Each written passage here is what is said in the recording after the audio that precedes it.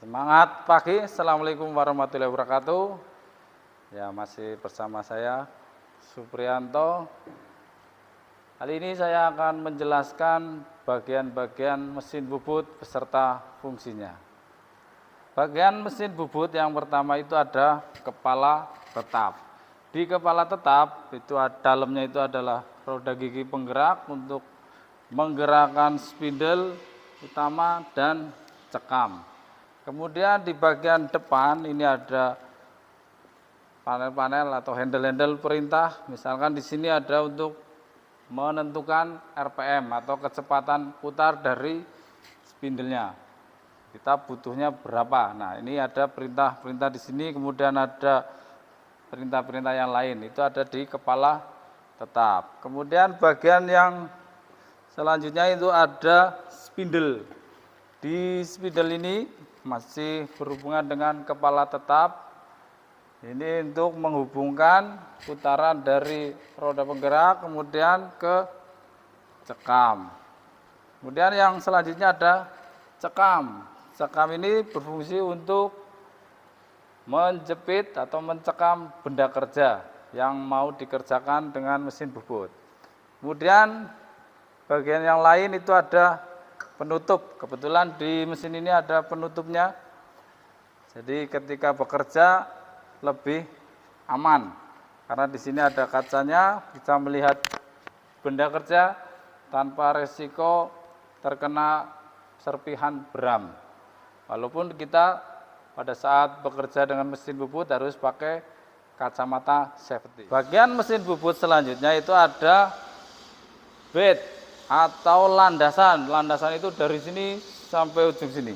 Ya, fungsinya sebagai landasan luncur untuk eretan memanjang. Ya, contohnya seperti ini. Baik maju maupun mundur. Selain itu juga sebagai landasan untuk kepala lepas. Nah, contohnya seperti ini. Bagian mesin bubut selanjutnya yaitu ada eretan. Eretan di sini ada 3 macam. Ada eretan memanjang, yaitu gerakannya itu memanjang sepanjang landasan atau bed ya. Itu memanjang seperti ini gerakannya. Kemudian yang tengah ini ada eretan melintang. Jadi gerakannya itu adalah maju mundur atau melintang. Kemudian yang ketiga itu ada eretan atas. Eretan atas ini dipakai apabila kita membutuhkan pengerjaan ukuran yang tinggal finishing atau sedikit. Sebagai contoh misalkan kita suruh membuat ukuran 10 mili, kemudian benda yang dibubut itu sudah 9,8, maka finishingnya boleh pakai eretan atas. Selain itu juga bisa juga untuk membuat bubut tirus dengan cara mengendorkan bagian mur bautnya, kemudian diputar. Di sini ada derajatnya, tinggal diputar sesuai dengan perintah kita butuhnya berapa derajat. Kemudian di atas eretan atas itu ada tool post atau rumah pahat. Rumah pahat di sini ini digunakan untuk menjepit pahat ya. Sebagai contoh ini ada pahat, kemudian diletakkan di bagian tempat pahatnya, kemudian dikencangkan baut-bautnya. Nah, ini contoh penggunaan tool post atau rumah pahat. Di tool post ini bisa dipakai untuk menjepit 4 pahat yang berbeda, sehingga nanti ketika pekerjaan bubut semua pahat sudah dipasang, sudah senter semua, tinggal dipakai yang sesuai dengan keperluannya. Bagian yang lain ini di belakang eretan itu ada keran cairan pendingin atau coolant ya. Berfungsi untuk mendinginkan alat potong pada saat menyayat benda kerja. Ya, nanti tinggal diatur. Di sini ada kerannya besar kecilnya, bisa diatur. Kemudian yang satunya lagi itu ada lampu penerangan, ya, ada lampu. Dipakai pada saat pencahayaannya kurang atau mungkin cuacanya mendung. Nah, ini harus pakai lampu penerangan. Sebagai contoh seperti ini, ya. Sehingga benda kerja yang sedang dikerjakan dicekam itu bisa lebih jelas atau pencahayaannya cukup. Ya, bagian mesin bubut yang selanjutnya itu ada kepala lepas atau tailstock. Di tailstock ini berfungsi untuk sebagai tempat senter, baik senter putar, senter tetap, ya, untuk mensenterkan pahat. Ya, sebagai contoh dipasang senter tetap. Jadi nanti ini senter tetap untuk mensenterkan pahat yang dipasang di tool post. Selain itu juga berfungsi untuk tempat cakbor. Ya, di sini pasang cakbor untuk melubangi benda kerja atau mengebor benda kerja. Kemudian selain itu bisa juga untuk ngrimer, bisa juga untuk senter putar yang digunakan sebagai penyangga apabila kita membubut panjang, benda-benda yang panjang dan butuh bantuan penyangga. Itu salah satunya adalah pakai senter putar. Kemudian di tailstock itu ada dua tuas, ya. Dua tuas yang atas ini adalah di sini, ya, di belakang ini itu ada tuas untuk bagian yang tempat senter atau tempat bor, misalkan cakbor. Nah, ketika maju biar tidak mundur lagi pada saat digunakan, ini dimajukan. Ini tidak bisa, tapi kalau mau mengendorkan tinggal dimundurkan. Begitu juga ini yang bawah. Yang kedua ini yang lebih panjang itu digunakan untuk mengerem tailstocknya atau kepala lepasnya. Jadi ketika mau maju ini ditarik ke belakang.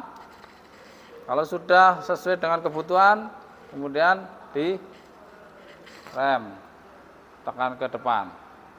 Selanjutnya itu ada poros pembawa, ini yang bawah, kemudian ada poros transportir. Ini digunakan atau berfungsi pada saat pembubutan untuk membuat benda-benda yang digerakkan dengan putaran otomatis, atau misalkan membuat ulir.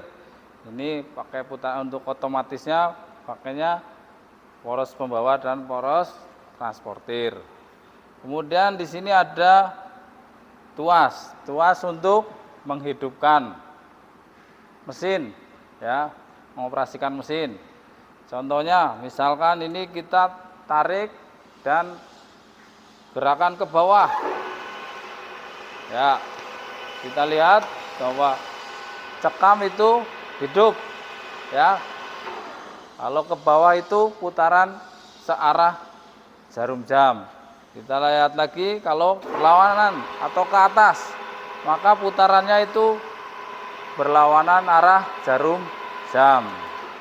Sedangkan ke tengah ini netral, maka tidak berputar atau kondisi off. Bagian selanjutnya dari mesin bubut ini itu adalah landasan.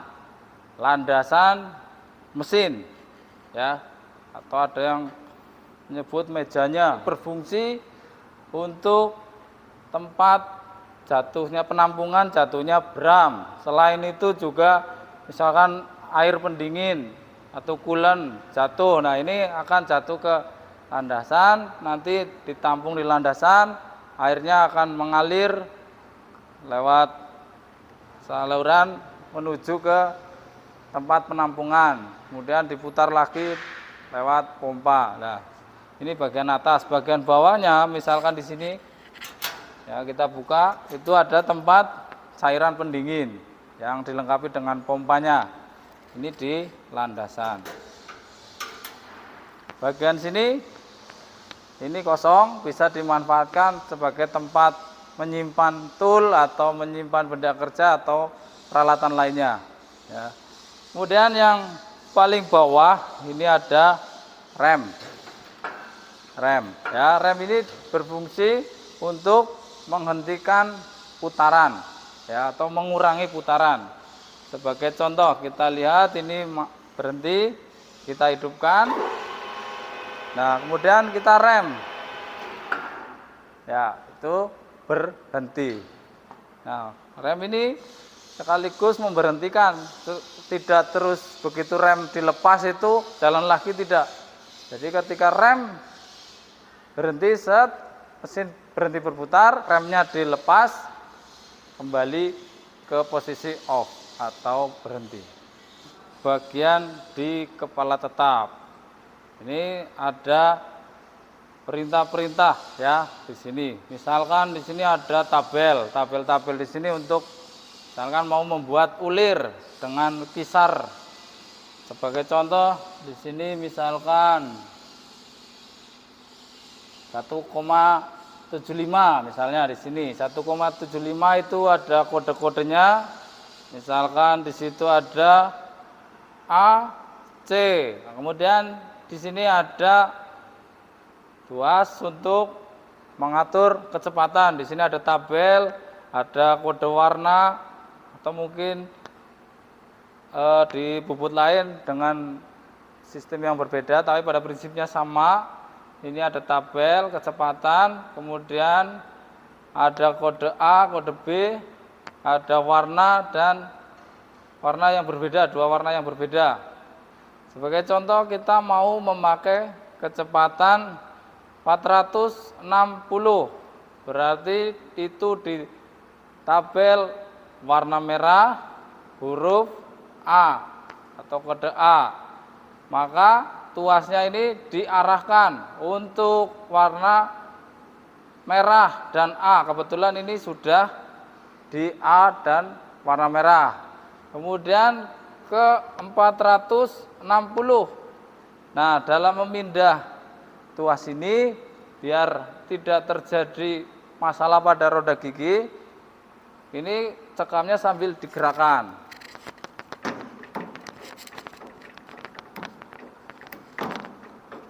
Kita cek. Ya, seperti itu contohnya. Kemudian di sini ada untuk pengatur ulir kanan atau ulir kiri arahnya ya. Kemudian di sini ada untuk lampu indikator. Ini tombol emergency. Tombol emergency ini penggunanya dengan cara ditekan. Ini untuk mematikan mesin. Jadi ketika ada bahaya, fungsi dari tombol emergency ini bisa menghentikan mesin secara tiba-tiba atau mendadak. Itu tinggal ditekan tombol emergensinya. Untuk mengaktifkan kembali itu putar dengan arah panah, sesuai dengan arah panah. Nah, itu sebagai contoh ini. Ini mesin sedang berputar, kita tekan. Ya, itu otomatis berhenti atau mati. Kemudian kalau mau normalkan lagi atau dihidupkan lagi, tinggal diputar. Tombol selanjutnya selain tombol emergency itu ada saklar pompa untuk cairan pendingin, untuk menghidupkan cairan pendingin. Ini sebagai contoh kita hidupkan. Ya, ketika dihidupkan nanti cairan pendingin akan keluar dari selang. Besar kecilnya kita atur lewat keran pengatur. Ini contoh yang besar, kemudian ini yang agak kecil dan seterusnya. Kemudian yang berwarna hijau ini untuk mengecek putaran. Misalkan tadi sudah diatur putaran, untuk mengecek berhasil tidaknya pakai tombol yang hijau ini. Ya, kemudian yang bagian yang bawah ini digunakan untuk membuat ulir. Nanti perintahnya sesuai dengan tabel yang ada di kepala tetap. Nah, tinggal perintahnya berapa. Nah, maka kita ikuti. Ya, mungkin itu. Terima kasih dari saya. Kita akhiri. Assalamualaikum warahmatullahi wabarakatuh.